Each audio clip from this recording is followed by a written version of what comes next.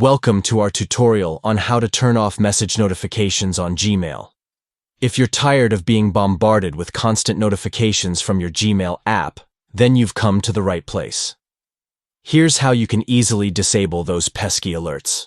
First, open the settings on your Android device.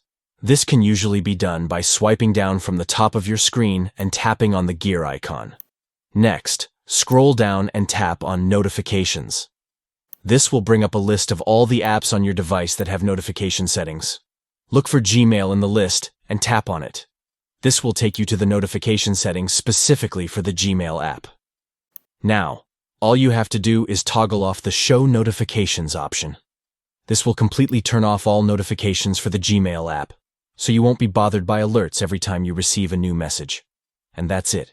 You've successfully disabled message notifications on Gmail. Now you can enjoy a more peaceful and uninterrupted email experience. Thanks for watching.